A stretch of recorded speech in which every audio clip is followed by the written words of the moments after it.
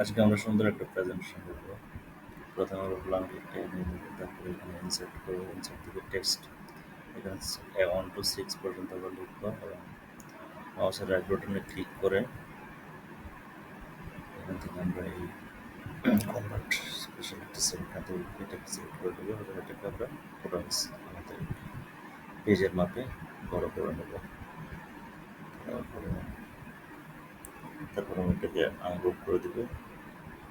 আবার আমরা এটাকে আনগ্রুপ করবো এবং আমাদের সব নাম্বার সিলেক্টগুলোকে আমরা সরিয়ে দেবো।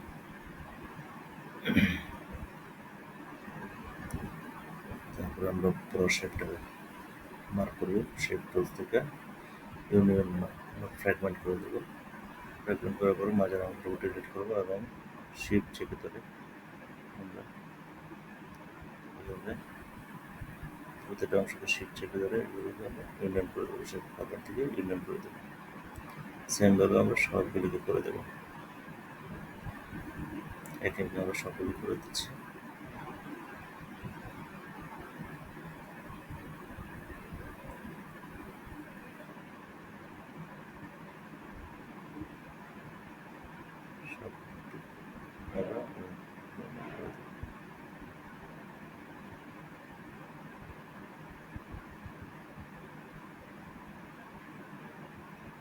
এবার আমরা এটা একটু মার্ক করে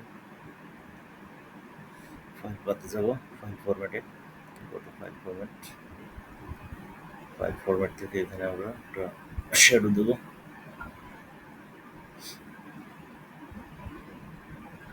আমরা আমাদের ইচ্ছা মতো শ্যাডোটা আমাদের মন মতো করে নেব, যেভাবে দেখতে সুন্দর হবে সেভাবে করে নেব।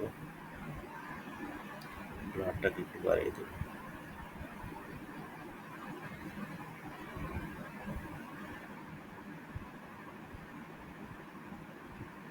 তারপর আমরা আলাদা আলাদা করে এদেরকে গ্রেডিয়েন্ট কালার দিয়ে দেবো। প্রতিটা শেপকে আমরা আলাদা করে গ্রেডিয়েন্ট কালার দিয়ে দেবো। আমাদের মনের ইচ্ছা মতো কালার দেবো, যেভাবে দেখতে সুন্দর হয়। প্রেজেন্টেশন ওয়াইজ আলাদা হতে পারে। এই শেপটা আমরা 4টা 5টা 6টা 7টা এরকমভাবে করতে পারি, 3টাতেও করা যাবে। তাই আমাদের ইচ্ছা যতগুলো প্রয়োজন স্লাইডের যতগুলো প্রয়োজন ততগুলো আমরা করতে পারবো।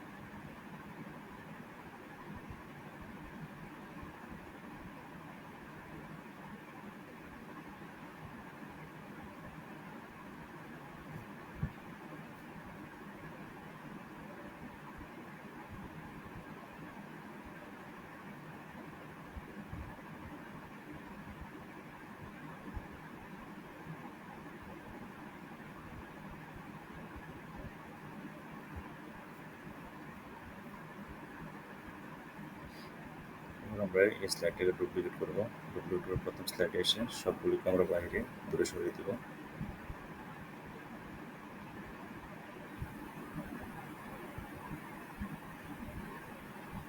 তারপর আমরা দেখা স্লাইডে গিয়ে ট্রানজিশন থেকে